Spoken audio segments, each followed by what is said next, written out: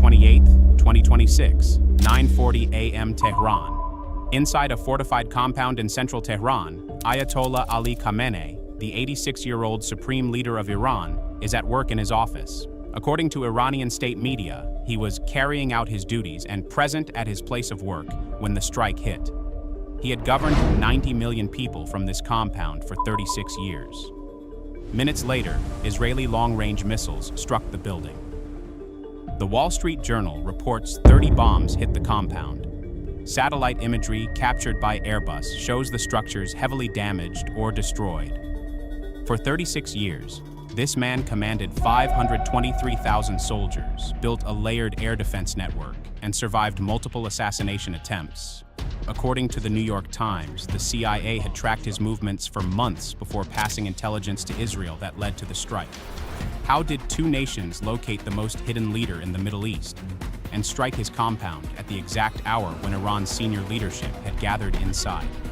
And what intelligence breakthrough made this operation possible? This is that story. June 1989, Tehran. 10 million Iranians fill the streets for the funeral of Ayatollah Ruhollah Khomeini, the founder of the Islamic Republic. Behind the microphone stands Ali Khamenei, 50 years old, a compromise candidate nobody expected to last. The Iranian constitution had been quietly amended months earlier. Article 109, rewritten to lower the religious credentials required for supreme leader. Ayatollah Montazeri, the designated successor, was sidelined. The amendment was tailored for one man. Within 5 years, every rival was marginalized. Within 10, Khamenei had transformed the IRGC from a military force into a political economic empire controlling an estimated 40% of Iran's GDP. He reshaped the role to fit himself. And then he built a security apparatus so layered that Western intelligence lost track of him entirely. After the US drone strike killed Qasem Soleimani at Baghdad airport in January 2020, Khamenei ordered a complete security overhaul. He withdrew from public view. Signal jammers blanketed his compounds. Thousands of IRGC special forces rotated through his protection detail. His movements became unpredictable. No public appearances, no confirmed sightings. A counterintelligence apparatus worked full-time to ensure no foreign agency could track him. For years, the CIA classified his location as unknown. Iran poured resources into air defense. The Khordad 15 system, the Bavar 373, layered radar networks across every province. The compound in central Tehran, where Khamenei worked, was protected by anti-aircraft batteries, concrete walls, and multiple layers of IRGC security. Satellite imagery showed identical buildings inside, designed to confuse any targeting attempt. So what changed? According to the New York Times, citing people familiar with the operation, the CIA had been tracking Khamenei for months, gaining more confidence about his locations and his patterns.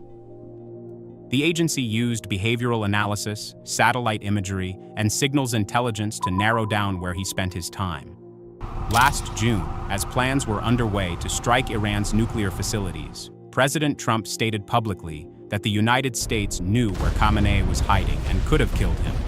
The intelligence work continued after the 12-day war, with analysts building an increasingly precise picture of Khamenei's routines.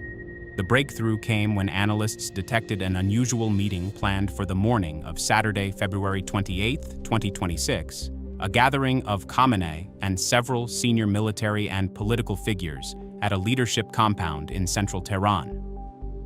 The meeting represented what the IDF later called a rare operational opportunity. The CIA passed what officials described as high-fidelity intelligence on Khamenei's position to Israel. US and Israeli officials adjusted the timing of their planned strike to take advantage of this window. The operation had originally been planned for nightfall, but was moved to the morning to coincide with the gathering, according to the Times. But before the missiles flew, there was diplomacy and a war. June 2025. Israel and Iran fought a 12-day war. US B-2 bombers struck Iran's nuclear facilities at Fordow and Natanz in Operation Midnight Hammer. Iran's enrichment capacity dropped by an estimated 97%. The regime held. 8 months later, tensions escalated again. The U.S. deployed a second aircraft carrier, the USS Gerald R. Ford, to the Middle East in early February 2026. February 6, 2026. Muscat, Oman. Iranian and American diplomats held indirect nuclear negotiations. Oman's foreign minister announced a breakthrough. Iran agreed to downgrade its enriched uranium and accept full IAEA verification. A second round of talks was scheduled for Geneva. Peace, he told the press, was within reach. On February 27th, the Geneva round concluded. 18 hours later, 200 fighter jets were in the air. The talks had continued, even as what NPR described as the largest U.S. military buildup since the 2003 Iraq invasion was underway in the region. February 28, 2026, 6 a.m. Israel time. The operation begins. According to the IDF, F-35, I-Adir stealth jets, and F-15, IRAAM strike aircraft lift off, approximately 200 fighters in total, the largest Israeli Air Force operation in history. IDF, Chief of the General Staff Lieutenant General Ayal Zamir called it a significant, decisive, and unprecedented operation. In the Mediterranean, the USS Gerald R. Ford carrier strike group holds position. In the Arabian Sea, the USS Abraham Lincoln waits. 14 guided missile destroyers carrying SM-3 ballistic missile interceptors are spread across both theaters. U.S. Central Command later described Epic Fury as the largest regional concentration of American military firepower in a generation. Israel calls it Operation Roaring Lion. The Pentagon calls it Operation Epic Fury. The IDF says the morning timing was chosen deliberately to achieve tactical surprise. The first wave hits targets across 24 provinces simultaneously. Isfahan, Tabriz, Qom, Karaj, Kermanshah, Bushehr. Iran's air defenses fire. Electronic warfare degrades their radar systems. According to U.S. Central Command, initial operations included air, land, and sea-launched precision munitions. According to Iran's Red Crescent, the strikes across the country killed at least 201 people. Israel struck 2 schools, killing at least 108 people at a girls' elementary school in the southern city of Manab, according to reports cited by Al Jazeera. The humanitarian toll extended far beyond military targets. Within 30 minutes, the IDF says its opening strikes made it possible to establish superiority and pave the path to Tehran. 9 a.m. Tehran time. Senior Iranian officials gather at the compound the CIA had identified. According to the Times, senior national security officials were in one building. Khamenei was in another nearby structure. The IDF later confirmed it had identified an operational opportunity at the moment when senior regime officials would convene. Among those gathered, according to reports confirmed by Iranian state media, IRGC Commander Mohammad Pakpour, Defense Minister Aziz Nasirzadeh, Admiral Ali Shamkhani, and IRGC Aerospace Commander Sayed Majid Mousavi. Think about the scale of this moment. Months of intelligence work, what the IDF described as thousands of hours of target compilation, converging on a single Saturday morning. One compound, one window. 9:40 a.m. Tehran time. Long-range missiles fired by Israeli jets, which took off 2 hours and 5 minutes earlier, according to the Times, reached the compound. The strike is carried out simultaneously at several locations in Tehran. An Israeli defense official says the operation achieved tactical surprise despite Iranian preparations for war. Satellite imagery shows multiple structures within the compound heavily damaged or destroyed. Twisted reinforcing steel juts from mounds of concrete rubble. The IDF describes it as a precise, large-scale operation carried out by the Israeli Air Force, guided by accurate IDF intelligence. Iranian state media later confirmed Khamenei was killed at his workplace. His daughter, son-in-law, daughter-in-law, and grandchild also died in the strike, confirmed on March 1st. The IDF says 40 key military commanders were killed, including the chief of staff, the defense minister, and the head of the military council. He was the first Iranian head of state to be assassinated since Nasser al-Din Shah Qajar in 1896, over 130 years earlier. He was also the longest-serving head of state in the Middle East at the time of his death, with a tenure spanning 36 years. But for hours afterward, the truth was contested. The information war ran parallel to the military one. Iran's Foreign Minister Abbas Araghchi told NBC News, "As far as I know, the supreme leader is alive. All high-ranking officials are alive. Everything is fine." Iranian state media reported Khamenei was steadfast and firm in commanding the field. At the same time, Netanyahu told the press there were growing signs Khamenei was dead.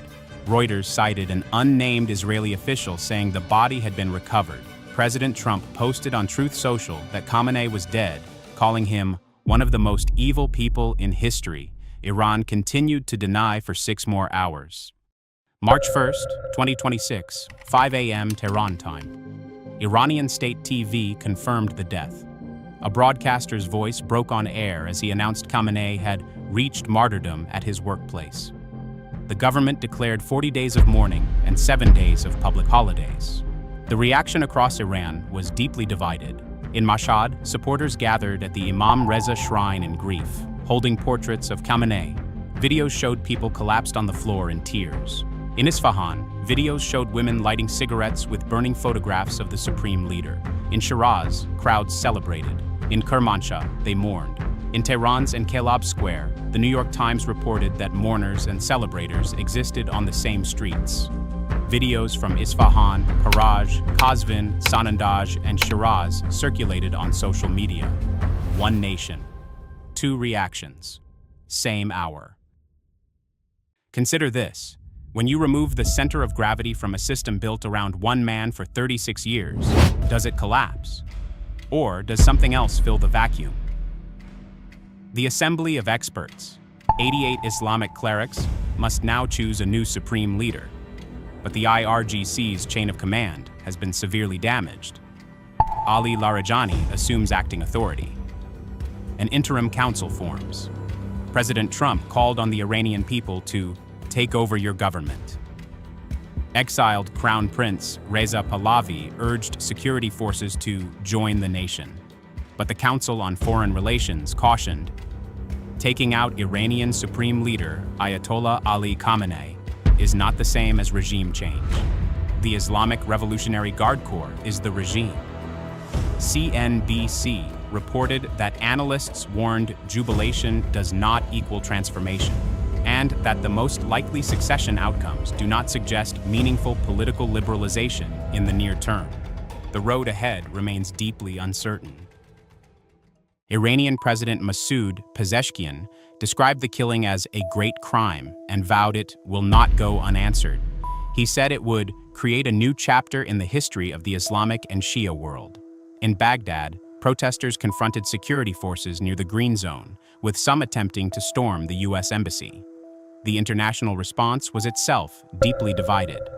Argentina's president praised the operation. Senator Bernie Sanders called it a premeditated and unconstitutional war. Brazil and Chile condemned the strikes. Oman's foreign minister said he was dismayed that active and serious negotiations had been undermined. Australia expressed support but warned of reprisals. The CIA tracked him for months. They detected a Saturday morning gathering of Iran's top leaders. They passed the intelligence to Israel. Israel adjusted the timing, shifting the strike from night to mid-morning to coincide with the meeting. 200 aircraft, 500 targets, 30 bombs on one compound. The most protected leader in the Middle East, located not by force, but by the patterns his own system couldn't hide. What happens next? For Iran, for the region, for the millions caught between celebration and grief, is a story still being written.